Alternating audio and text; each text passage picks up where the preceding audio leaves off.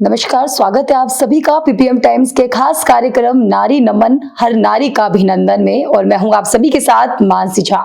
तो इस वक्त मेरे साथ मौजूद है पारुल एडवोकेट, जो कि एक एडवोकेट है। इनसे खास बातचीत करेंगे कि क्या कुछ इनका दौर रहा, कैसे इन्होंने वकालत की पढ़ाई करी, कहाँ से इन्होंने स्कूलिंग करी और किन किन समस्याओं का इनको सामना करना पड़ा था। मैम, सबसे पहले आपका बहुत बहुत स्वागत है हमारे चैनल में। धन्यवाद। मुझे भी बहुत खुशी हुई आपके चैनल पे आने का मौका मिलने का। अच्छा पारुल जी, सबसे पहले मैं ये जानना चाहूंगी, आपने स्कूलिंग कहाँ से करी है, आपकी जर्नी क्या रही है, कैसे अपने एडवोकेट बनने का आपके मन में ख्याल आया? स्कूलिंग एक्चुअली मेरे पिताजी जो हैं वो भारतीय पुलिस सेवा में हैं थे उस समय। तो मेरी स्कूलिंग जहाँ जहाँ उनकी ट्रांसफ़र होती रही थी, तो वहाँ मेरा भी कभी गुजरात में 10th जैसे मैंने गुजरात से किया, 12th दिल्ली से किया। तो फिर 12th के बाद फिर कॉलेज की पढ़ाई दिल्ली यूनिवर्सिटी से हुई। और उसके बाद फिर लॉ की पढ़ाई भी मैंने दिल्ली यूनिवर्सिटी से कैंपस लॉ सेंटर से किया। और उसके बाद फिर मैं वकालत में आई 2003 एंड में, जब मेरा इनरोलमेंट हुआ। और उसके बाद से कुछ दिन दिल्ली में, फिर पटना चली गई थी क्योंकि मेरी शादी हुई, मेरे हस्बैंड भी लॉयर हैं, वो पटना में है, तो फिर वहाँ पर मैंने वकालत किया। अच्छा, जैसे आपने कहा कि आपके पिताजी पुलिस थे, आपके हस्बैंड जो है वो वकील है जी। तो फिर आपके मन में वकील बनने का कहाँ से आया, मैं ये जानना चाहती हूँ। शुरू से बचपन से तो ऐसा कुछ नहीं था वकील के बारे में, लेकिन ग्रेजुएशन करते करते मेरे बहुत सारे फ्रेंड्स थे जो लॉ का एंट्रेंस एग्ज़ाम दे रहे थे। तो मेरे भी मन में एक आया कि चलो मैं भी दे के देखती हूँ। और फिर वहाँ पर हो गया। फिर चलो फिर वकालत की पढ़ाई, और दिल्ली विश्वविद्यालय का तो बहुत उस समय नाम था। अब तो बहुत सारे 5 years कोर्स भी हो गए, लेकिन उस टाइम पे तो काफ़ी अच्छा नाम था। तो वहाँ पर अगर पढ़ने का मौका मिल जाए तो उससे अच्छा क्या ही होता। तो फिर मैंने वहाँ पर दाखिला ले लिया, और 2000 से 2003 के बीच में मैंने लॉ की पढ़ाई की यहाँ से। और फिर उसके बाद वकालत स्टार्ट किया। पहले दिल्ली में मेरी एक सीनियर थी निशा बागची, उनके साथ मैंने कुछ दिन काम किया। फिर ऐसी परिस्थिति हुई कि मुझे पटना जाना पड़ा। पिताजी चाहते थे कि कुछ दिन मैं पटना में रहूं, उनकी पोस्टिंग वहाँ पर थी। तो फिर मैं वहाँ पर जाके मैंने वकालत शुरू किया 2004 से। लगभग 2004 से 2012 मार्च तक मैंने लगातार पटना हाई कोर्ट और अदर कोर्ट्स में भी काम किया पटना में। और फिर मुझे मौका मिला तो वकालत छोड़ के मैंने कंपनी में भी एज ए लीगल ऑफिसर काम किया है। कंपनी में क्यों मैम वकालत छोड़ने की वजह जानना चाहिए? एक्चुअली छोड़ना नहीं होता है, वो एक डिफरेंट फील्ड ही होता है। मतलब आप लॉ एज अ लॉयर आप चाहे तो कोर्ट में काम करें, चाहे तो कोर्ट का ही काम जो वकीलों का काम है वो कंपनी के अंदर भी होता है एज अ लीगल एडवाइजर्स।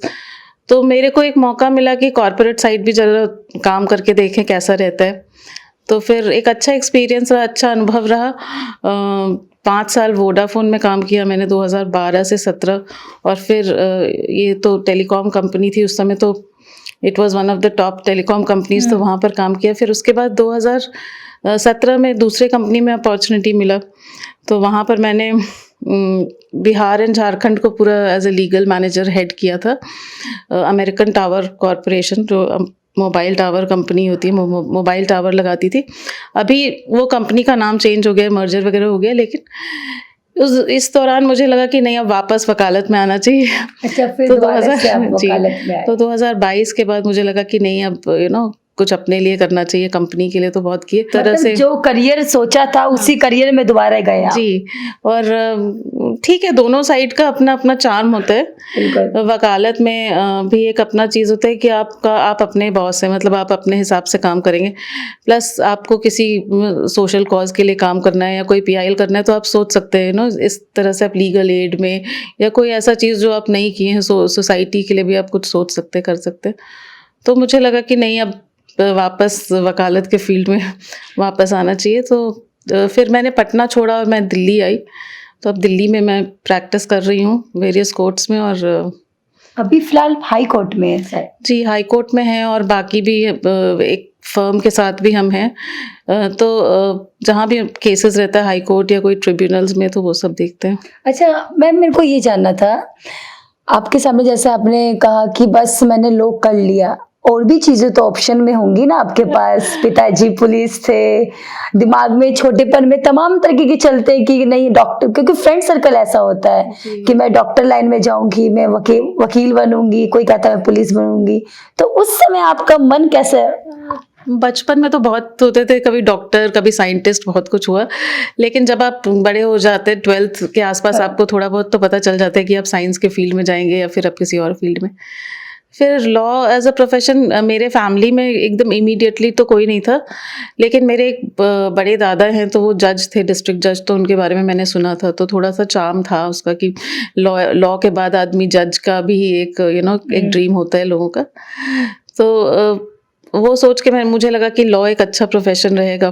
और अब तो आप देख रहे हैं कि बहुत लोग लॉ के फील्ड में उतर रहे हैं और पहले से काफ़ी बदल भी गया। वर्चुअल मोड में कोर्ट वगैरह होने लगा है, तो सुविधाएं भी मतलब पहले से बढ़ गई है। मतलब कोर्ट में जो फैसिलिटीज़, जो हम जब शुरू किए थे जो फैसिलिटीज़ नहीं थे, लोअर कोर्ट में बैठने को जगह नहीं होता था, हमें भी मतलब जो डिजिटलाइजेशन से जो फ़ायदा हुआ है वो तो हुआ ही है। मतलब कोर्ट में, हाई कोर्ट में, डिस्ट्रिक्ट कोर्ट में, अब तो मुझे लगा कि law is a good field, अब आजकल के दौर में अपना तभी आपने लॉ को चुना। कानून के बारे में जानना तो सबको चाहिए। बिल्कुल।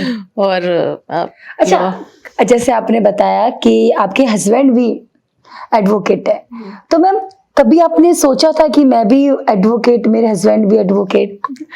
नहीं, जब मेरी शादी की बात चल रही थी तो मैंने अपने पापा को बोला था कि मुझे ऐसे जगह मत शादी करिएगा जहाँ पर ट्रांसफ़र होता रहे और मैं अपना वकालत छोड़ दूँ। मतलब अगर किसी इंजीनियर या किसी और से शादी होता, किसी ऑफिसर से, तो यहाँ वहाँ कहीं ना कहीं ट्रांसफ़र होता और फिर वुमेन को तो एक सैक्रिफाइस करने का होता ही है कि भाई जहाँ भी ट्रांसफ़र हो रहा है हस्बैंड के साथ जाओ। तो मैंने बोल दिया था कि पापा लॉयर हस्बैंड हो तो ज़्यादा अच्छा है। तो that is how arrange marriage ही था, पर फिर ऐसे देखा गया कि लॉयर हस्बैंड हो इसके। अच्छा, तभी किया गया है। जी जी। अच्छा, जैसे अब महिला है तो मैं बात करूंगी वकालत में कि महिला के लिए क्या क्या चुनौती रहा है आपके लिए? अब है, मतलब दिल्ली में तो हम देखते हैं कि बहुत महिलाएं, जब हम शुरू में मैंने जब शुरू किया था अपना प्रैक्टिस तो महिला उतनी भी नहीं थी, लेकिन चैलेंजेस है एज अ वाइफ मैंने खुद भी फेस किया, क्योंकि हमारा एक कॉमन ऑफिस हुआ करता था, मेरा और मेरे हस्बैंड का अगल बगल चेम्बर था। और जब भी कोई क्लाइंट आता था तो सबको ये लगता था वकील साहब कहाँ हैं, तो मुझे लगता था अरे भाई मैं वकील हूँ, मुझे बताओ। लेकिन सबको एक लगता था कि मेल डोमिनेंस तो था ही मतलब वकालत में, तो उनको लगता था कि शायद जितना सीरियसली मेरे हस्बैंड को लिया जाता था उतना सीरियसली मुझे नहीं लिया जाता था। उस समय लगता था यार ये तो वकील साहब की वाइफ है, लेकिन वकील तो हम भी हैं। मतलब ठीक है, वो मेरे से 4-5 साल सीनियर होंगे, लेकिन हाँ ये प्रॉब्लम्स थे उस समय।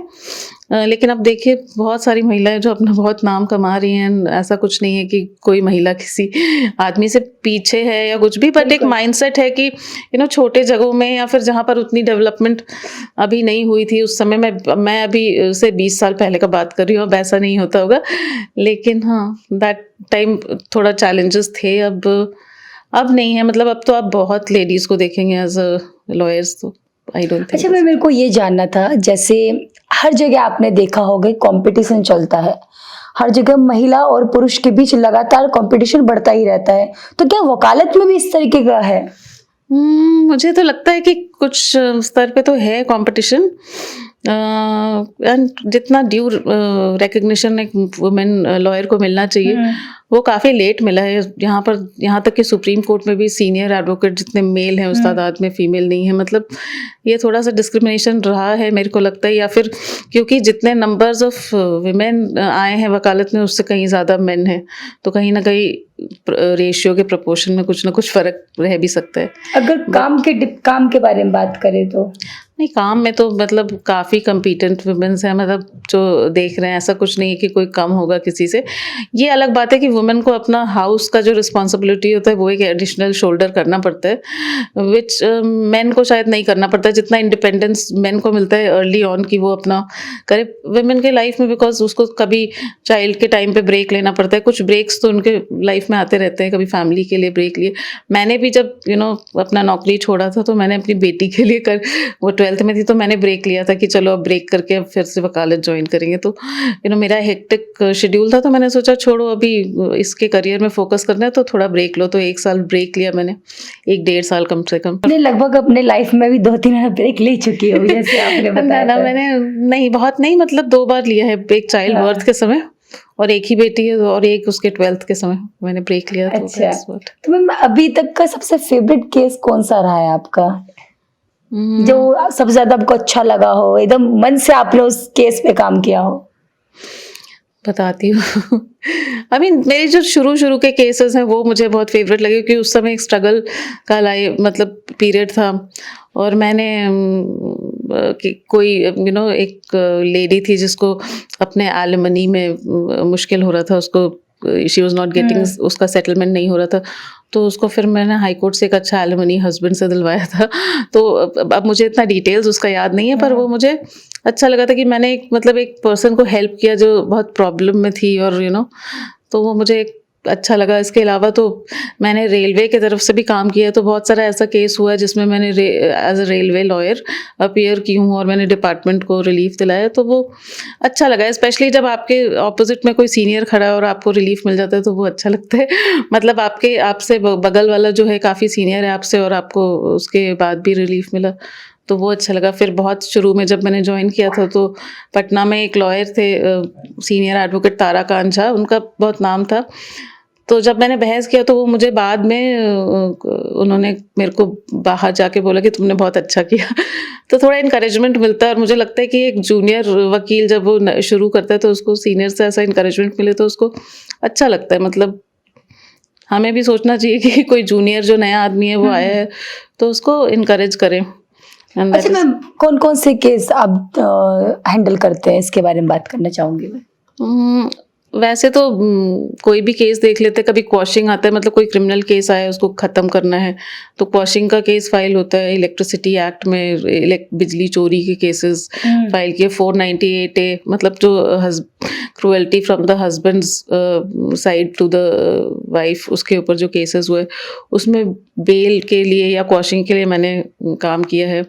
उसके अलावा आर्बिट्रेशंस होता है ना, आजकल आउट ऑफ कोर्ट सेटलमेंट सब होता है, तो उसमें आर्बिट्रेशंस पे भी काम किया है प्राइवेट साइड्स के तरफ से।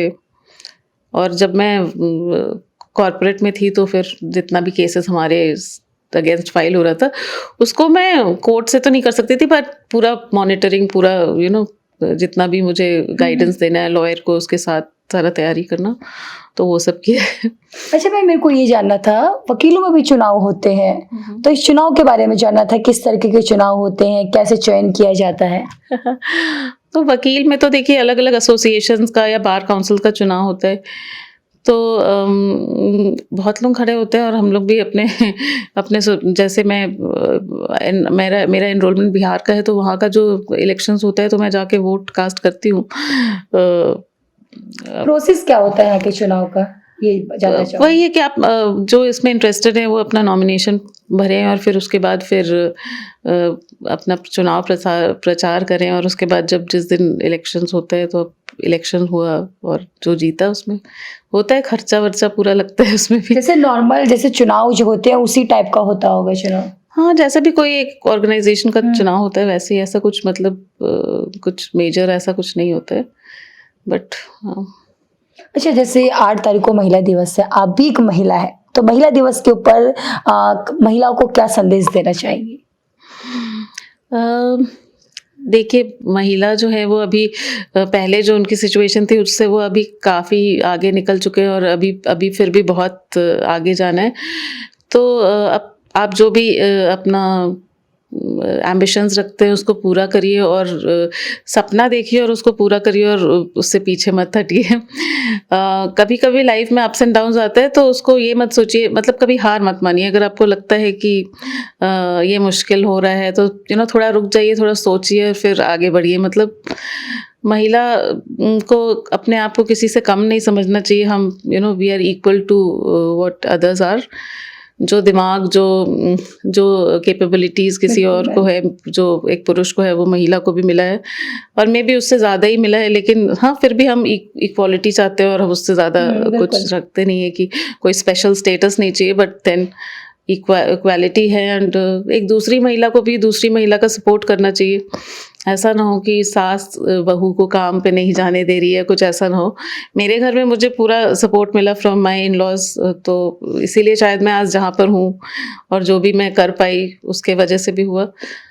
तो यही मेरा है कि फॉर द न्यू जनरेशन की, स्पेशली अगर आप वकालत में इंटरेस्ट रखते हैं तो थोड़ा पढ़िए और टाइम पढ़ने में डिवोट करिए। और ठीक है, डिजिटलाइजेशन है, बहुत कुछ ऑनलाइन मिल जाता है, बट टेक्स्ट बुक्स मत छोड़िए। जो अच्छे राइटर्स के टेक्स्ट बुक है, पूरा थरो नॉलेज भी होना बहुत ज़रूरी है, और कॉन्फिडेंस रखिए अपने ऊपर, बस यही। अच्छा मैम, जैसे एक वकालत के तौर पर जो भी आजकल युवा हैं जो वकालत करना चाहते हैं, उनको क्या कुछ आप गाइड करना चाहेंगे कि किस तरीके से पढ़ाई करनी चाहिए, कैसे आगे बढ़ सकती हो, क्या क्या चुनौतियों का सामना करना पड़ सकता है? तो आजकल देखिए, दो तरह से लॉ में एंट्रेंस होता है। एक तो ग्रेजुएशन के बाद होता है, तो फिर आप ग्रेजुएशन कर लीजिए, और फिर कुछ कॉलेजेस होते हैं जहाँ एंट्रेंस एग्ज़ाम होते हैं, तो आप उसके लिए एंट्रेंस के लिए भरिए और उसमें जो भी सिलेबस होता है उसको प्रिपेयर करिए। नहीं तो फिर एक नेशनल लॉ यूनिवर्सिटीज़ होते हैं आजकल, जो बहुत लोग चाहते हैं, जो 5 इयर्स लॉ कोर्स है, तो उसमें रैंकिंग होती है सबसे टॉप पे, जैसे नेशनल लॉ स्कूल बैंगलोर है, फिर उसके बाद कुछ मे बी नालसार, ऐसे ऐसे करके उसका रैंकिंग है। तो उसके लिए तो बहुत सारी कोचिंग भी है यहाँ पर, जिसको लोग ज्वाइन करते हैं, ऑनलाइन कोचिंग, और उसका एक सिलेबस होता है सेट पैटर्न, जिसको आप प्रिपेयर करिए। अगर आपको पता है कि आपको करना है, तो आप 11th-12th के अराउंड में आप उसका प्रिपरेशन कर सकते हैं। 11th और 12th में या तो ऑनलाइन कोचिंग ले लीजिए, या सेल्फ स्टडी करना चाहते हैं सिलेबस के हिसाब से करिए, तो लोग क्लियर कर लेते हैं। अगर वहाँ पर नहीं होते तो फिर उसके बाद प्राइवेट कॉलेजेस भी है बहुत सारे, जहाँ पर अपना एक अलग वे ऑफ एंट्री होगा, मे बी एंट्रेंस एग्ज़ाम होगा या फिर इंटरव्यू होगा, जो भी। तो हाँ, अब आप थोड़ा सा पॉलिटिकल साइंस, थोड़ा सा कॉन्स्टिट्यूशन, थोड़ा इंग्लिश, थोड़ा रीजनिंग, ये सब चीज़ के ऊपर अपना ध्यान रखना चाहिए, बिकॉज ये रहता है उसमें, और कुछ लीगल रीजनिंग के क्वेश्चंस होते हैं। तो बहुत चीज़ आजकल तो इंटरनेट में बहुत कुछ मिल जाते हैं मटेरियल, जिससे आप प्रिपेयर कर सकते हो। चलिए, बहुत बहुत धन्यवाद मैम। तो ये खास बातचीत करने के लिए मेरे साथ एडवोकेट पारुल रंजन जी मौजूद थी, जिन्होंने बताया कि जब ये एडवोकेट की पढ़ाई कर रही थी तो क्या कुछ समस्याओं का सामना करना पड़ा, क्या कुछ चुनौती इनके बीच रही, लेकिन फिर भी कहते हैं ना कि कोशिश करने वालों की कभी हार नहीं होती, और वो साख तौर पर आज पारुल मैम ने करके दिखाया। इन्होंने बताया कि एक बार नहीं, 2 बार इन्होंने वकालत छोड़ा भी, लेकिन फिर से दोबारा से ये एडवोकेट बनी, दोबारा से ये एक बार जो इन्होंने ठान रखा था वो करके दिखाई, एक बार फिर से ये वकालत में है। फिलहाल आज के लिए बस इतना ही। ऐसे ही देश और दुनिया की तमाम खबरों के लिए हमारे साथ देखते रहिए PPM टाइम्स। मैं थी आपके साथ मानसी झा, कैमरामैन ललित के साथ।